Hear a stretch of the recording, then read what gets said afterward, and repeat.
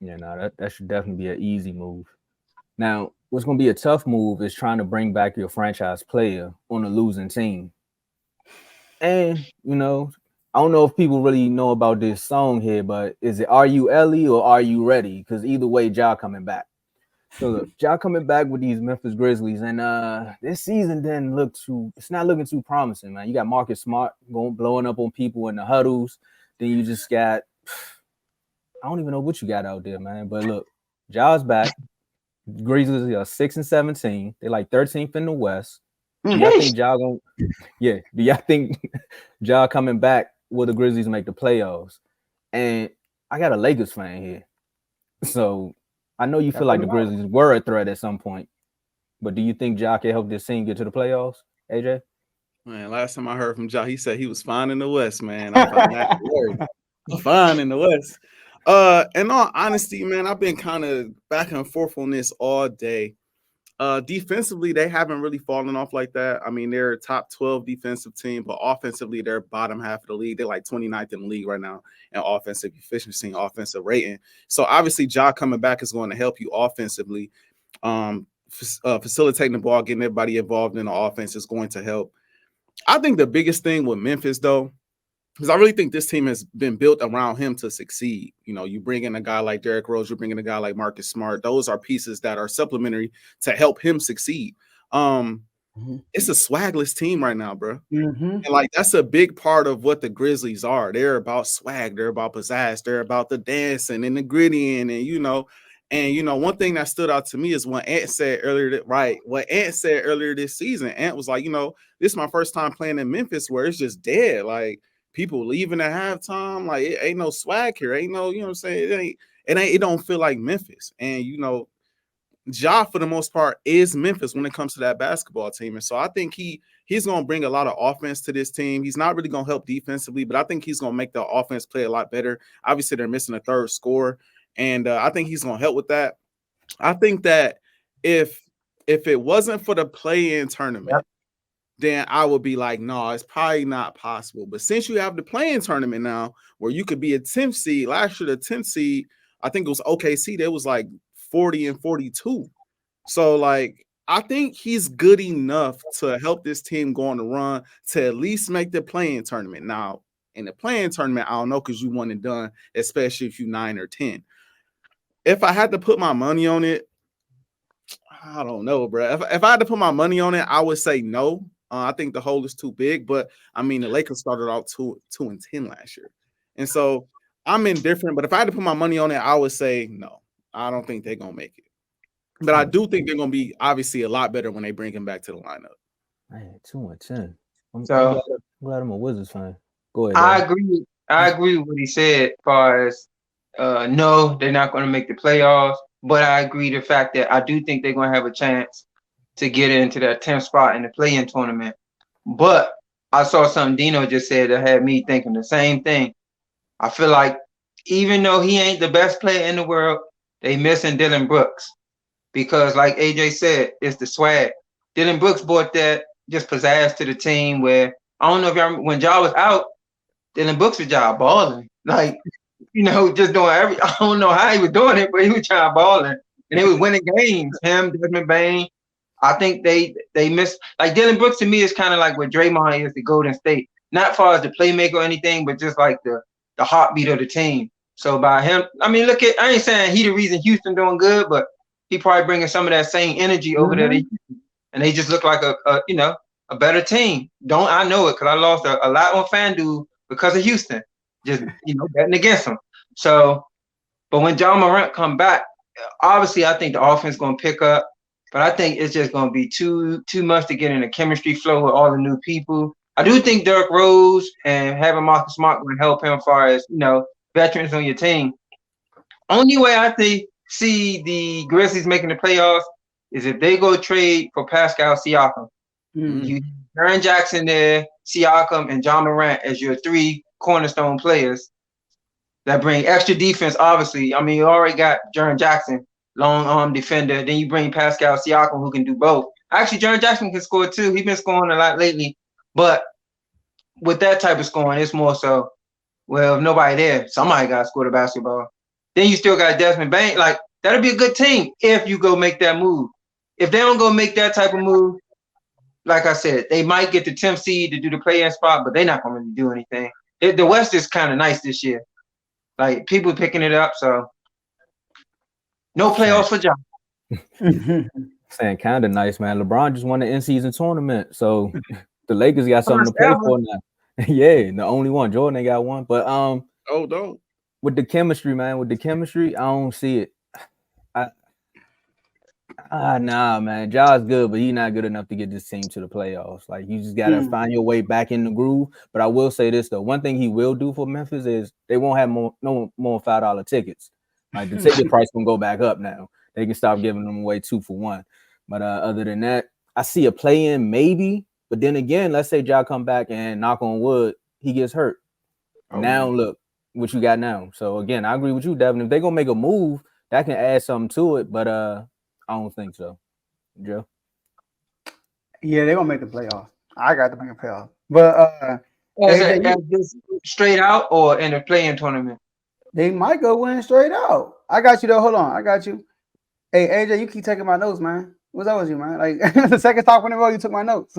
So look, this is where I wrote down my notes. Ja brings swag. He brings swag. Ja is this. Y'all seen Love Don't Cost a Thing? All right. The Grizzlies right now don't got Christina Milian.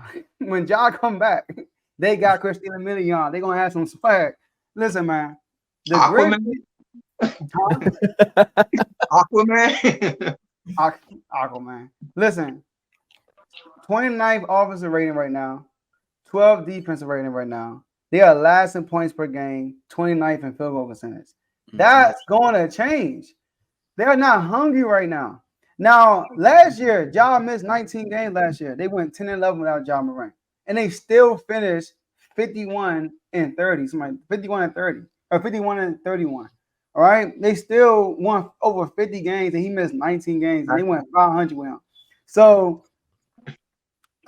I got you off here. Anyways, look, so right now, Marcus Smart is injured. He's gonna be back any day now. He should be back any day now. Luke Kennard has been hurt. He's gonna be back also any day now. All right, so they're gonna get guys back. And then when I look at last year, Ja Morant, when he played, they won 67% of their games. When you look at the standing, if he comes back and they do the same thing, and that's when Ja going through all the stuff he's going through with the gun holding and all the distractions, he still won 67% of his game. We're talking about a motivated Ja Morant. Like, he's gonna be motivated. I mean, we already saw the press conference when they said how you feel about they putting guys above you like Tyrese Halliburton. No, they said how you feel about guys putting people in front of you. I still think you him, but how you feel about? He said who they put in front of me. You know, Tyrese Halliburton. It was that kid from New York, Jalen Brunson. He hearing the noise. He's hearing the noise, so he's gonna come back motivated. So if Ja comes back and wins 67% of the games, the Grizzlies will win 44 games. Right? Do y'all know last year, if they win 44 games, they top 6. They top 6. That's last year. And this year, I mean, I look at the standing this year. Who do I really trust?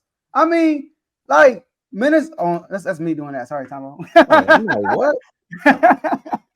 All right, that's me doing that. My bad. So we got what's going on here? I look at the standings. I mean, look at the Lakers. No respect to y'all, but you got like Timberwolves 18-5, number 1 seed. I mean, is that gonna last for all the year? The whole year, number 1 seed? I don't know.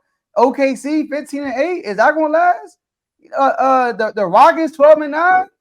Pelicans 14-9. I don't know. The Suns with the Bradley Beal-less Suns. I mean, I don't know. I don't trust nobody. The Warriors and their issues. So yes, they can make the play. It's still early. Still early.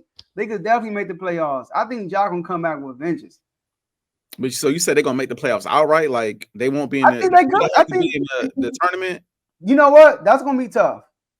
But I think they will get at the minimum, at the bare minimum 8 seed. They're not gonna be 9th or 10th. I think it is. Go ahead. Yeah, you see how he ain't trying to say them. He ain't go last. Huh? No, we're gonna be straight. I ain't see you say them. He definitely skipped over them. You go all the way to the top, the number 1 seed, Timberwolves. You ain't talk about y'all. Yeah. Hey, we gave Timberwolves. They only lost at home. I'm just letting you know. No, I think the Wolves are for real though. I think the Wolves are for real. I think OKC is for real too. In all honesty, now you got me at the stay at 3. What was that? I don't think OKC gonna stay at 3. I don't think Minnesota gonna stay at 1. I don't think they're gonna stay at 1, but I can see them both staying top 5 though. I can see them both staying top 5 like easily. Honestly, I really do. Easily? Obviously, you got to mix the Nuggets in there. Obviously, if teams get hurt, that is what it is. But like Tomo brought up an interesting point with Ja. Like, what if he come back and he get hurt too? Like, they have a team. They have a team again that's built to make the playoffs. They got a team that's built for a playoff run, but like, it's a nice hole, bro. It's a nice hole they done dug, and like they gotta get together. They gotta play better as a team too. And yeah, I was gonna bring up Steven Adams because that's a big time loss too on both sides of the ball, in my opinion. So I'm real indifferent about it. I think it's way too early to write. You can't write them off. I will say that. I won't just write them off. I'll be watching, but like I'm not like when the Lakers was 2-10. I didn't think we was gonna make the playoffs. It's the reason why they come out with them percentages. I think they got, I think I took a screenshot actually. They got like a 0.6% chance, 0.4% chance of making the playoffs now. You know what I mean? I don't know who comes up with these percentages. I don't throw that out there. But I mean, most percentages out there, most of the time you don't overcome those type of deficits. He's going to have to come back and ball. But again, that swag is important for them. It's huge for them. So, we'll see. I mean, like I said, I was indifferent about it, but if I had to put my money on it, I'm not going to bet on 0.4. Like, you got to think about it. They're 6 and 7. They 6 and 17. They started off the season losing 6 in a row and 8 out of 9. That's how they started the season. They were 1 and 9, and now they're 6 and 17. So like, They got a little, you know what I mean? Like, and that's being the worst offensive team in the NBA. But that's kind of because you said they started out 1 and 9. Oh yeah, 1 and 9. Yeah, but the next 5 games is against the Wizards, so exactly. Don't mean too much. They actually lost to the Wizards. I know. I bet on the Grizzlies, and they gonna mess around and beat us. I was blown. They lost to the Wizards. But I mean, you still got like I agree with you as far as the bottom feeders. Like I don't see Houston sustaining the 8th seed but Pelicans, Suns. Like I know you say Bradley Beal, and I crack my jokes about Bradley Beal, but the Suns gonna get it together. Like, they will. What about the Pelicans? Remember they gave you a tough run for your money, like y'all. So again, then the Kings. Like there's a lot that can happen, but I don't see them flat out making the playoffs. I see them fighting for a play-in spot, but I don't see them just flat out making the playoffs. You're gonna see motivated job. I'm excited. They play the Pelicans too on Tuesday. Doesn't job come back? It's gonna be interesting, man. But we're gonna hit this quick commercial break. What? Hold up, say that again. Yeah, he better move out the way. You talking about who? What? Hold up, what you talking with the ball? Y'all gonna go crazy. I can't wait to go back. But man, we're gonna go to a quick commercial break, man. Make sure y'all hit that like button. Make sure you hit that share button. If you're on Instagram, make sure you share the stream live. And when we come back, we gotta talk about the Chargers coach unemployment line. Like what's next for him? And then we gotta talk about the Bills versus the Cowboys. And we got a special script from someone, man. We gotta hear a script being read by a specific guest over here, man. So make sure y'all stick around. Oh, that's ready.